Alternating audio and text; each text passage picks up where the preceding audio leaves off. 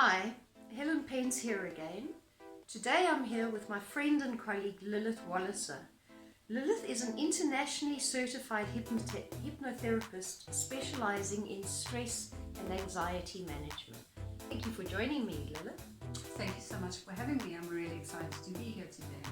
So I have, as usual, 3 good questions. The first I would like to ask you are, what are some of the underlying causes of stress and anxiety that people may not be aware of? That's a very good question. The first thing would be you are. You are the biggest source of anxiety and stress in yourself because of the way you think. Most people don't realize that our thinking style, the dialogue that we have with ourselves, is really what escalates our stress and compounds it hugely. So that's definitely something one would need to get under control, because the way we think is going to directly impact our health as well. So it's things like that's the biggest one. And then we've got a couple of smaller things that people are partially aware of, but not entirely, in terms of sleep deprivation. When you aren't getting enough sleep, it actually ends up sensitizing your whole stress response, and this results in you sleeping less. So it creates a horrible vicious cycle that we get stuck into. And people don't realize the importance of sleep and catching up that sleep debt. Well, actually you can't catch up sleep debt. Preventing sleep debt to help manage your stress. But definitely the biggest contributor is the way you think and the way you talk to yourself.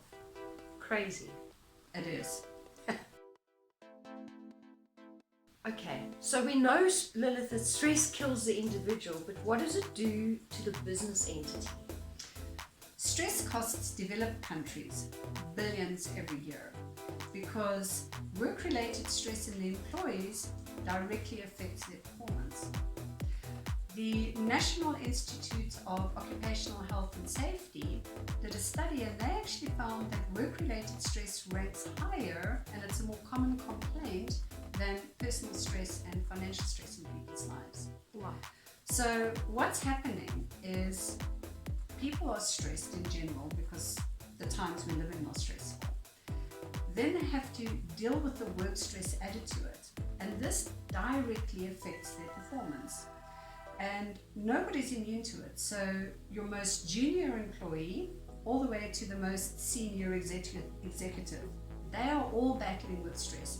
And what it results in is low morale, higher turnover, higher staff turnover, absenteeism due to stress-related problems. People battle to make good decisions. So they battle with decision making, or they make poor decisions. They make mistakes. Deadlines are missed. I have a list. Conflict in the work situation. Yeah. Okay, so erratic thinking, difficulty with the thought process, people being really irritable and not getting on with their colleagues, poor memory, feeling overwhelmed, feeling unable to manage responsibility. All of these things are costing the company in productivity. Yeah, the repercussions are pretty hectic actually when you look beyond the obvious. But Lilith, what are the things that we can do as organizations to remedy the stress and anxiety that impacts us? Well, the biggest thing that we need to do is create a culture of stress management within the company. So stress management actually needs to almost be a mandatory thing, because everyone experiences stress, but no one has the skills to cope with it.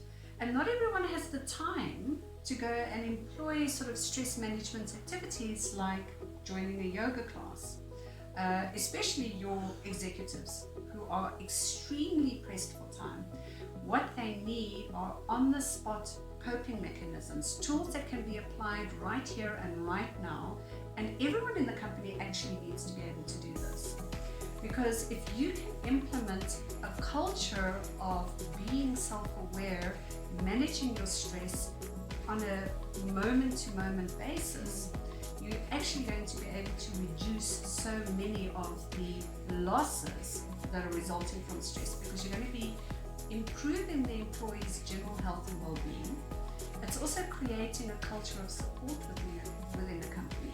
Yes. So that's now in exchange results in a feeling of loyalty from employees towards the company, because their health and well-being is being taken into account. So that spreads all the way through, because whether you're dealing with corporate stress, whether you're dealing with personal stress, the way you manage it is the same. And if you know how to do that, then all of this can be combated, and it's unnecessary to be losing thousands and thousands in revenue because of poor productivity, because of stress. Simple but difficult to implement. Not really. It doesn't have to be difficult. All it requires is a little bit of knowledge and information. Everything is easy when you know how. So, it would take a little bit of planning, a little bit of forethought, but once those stress management strategies have been put in place, it's actually really easy to follow through. Thank you, Lilith. Thank you for your time, and I look forward to our next engagement that we'll be working on together. Super. Thank you so much for having me, Helen. It was a pleasure. And then you've got Lloyd coming into the picture.